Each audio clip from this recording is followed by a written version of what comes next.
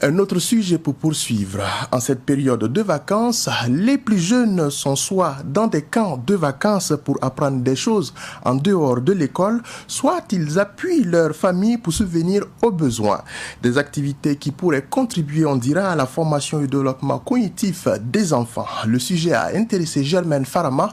Voilà ce qu'elle nous propose à travers ce dossier. Pendant les vacances scolaires, l'occupation des enfants devient problématique pour les parents. Certaines structures leur viennent en soutien à travers l'organisation de camps vacances au profit des enfants. Le camp vacances artistique est un exemple. Des réalisations de pièces de théâtre, de dessin, de peinture sont entre autres prestations offertes aux enfants pour les occuper pendant leurs vacances scolaires.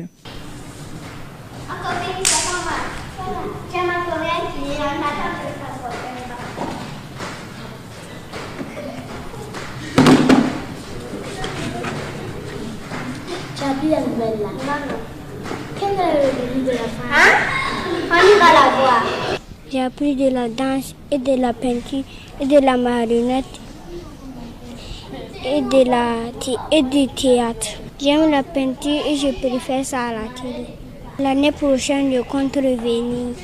J'ai appris la peinture et j'ai dessiné.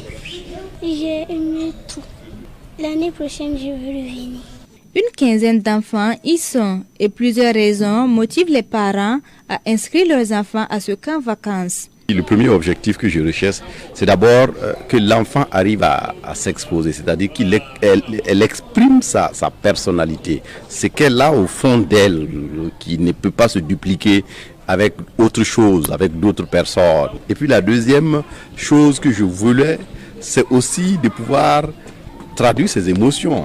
Ces activités culturelles aident beaucoup les enfants à être éveillés, et ça les socialise dans la société en même temps et ça les permet aussi de découvrir beaucoup de choses. Comme c'est les vacances, pour permettre aux enfants d'apprendre autre chose que ce qu'ils font à l'école, on est venu les inscrire ici au centre, donc ça va leur permettre d'apprendre un peu plus et de s'épanouir également. Pour les formateurs, cette façon d'occuper les enfants contribue à leur développement cognitif et cultive en eux la confiance en soi. La peinture ou le dessin, c'est une manière d'expression, c'est comme une langue qu'on parle, mais d'une manière spirituelle et intérieure, Souvent, il y a ces trucs que nous, en tant qu'être humain, nous ne pouvons pas l'exprimer comme ça. Nous ne pouvons pas le dire en français ou en moré, l'exprimer comme ça.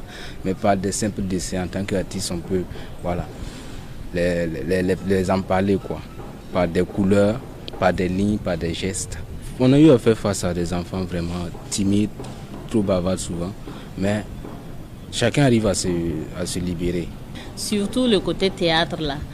Dans cet atelier parce que ça demande qu'il soit vraiment là et concentré et puis essayer de parler sans faire attention à ce qui se passe de gauche à droite pour que ça soit bien. Donc je pense que pour leur éducation même, ça les aide parce que les enfants ils n'écoutent pas à la maison. Mais réussir à ce qu'ils écoutent, qu'ils sachent que je vais ici, je fais ci et respecter ce qui a été tracé comme règle pour le présenter devant surtout les parents, c'est vraiment bien.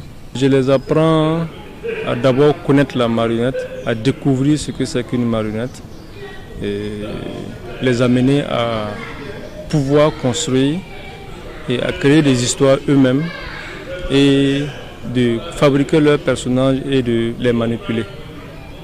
Ça permet aux enfants aussi de découvrir qu'avec les objets de récupération ou avec l'histoire qu'ils peuvent construire, ils peuvent en faire un spectacle à partir des objets.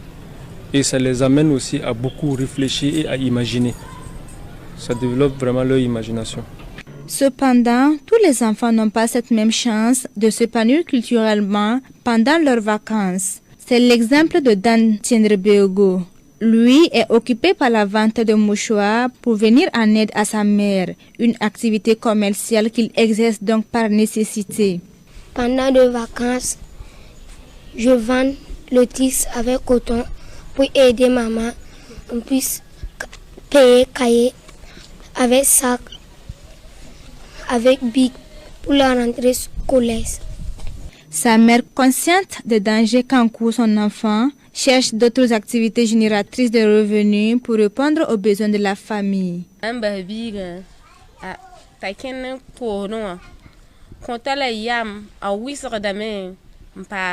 Je laisse mon enfant faire le commerce parce que ça l'éveille et l'éduque.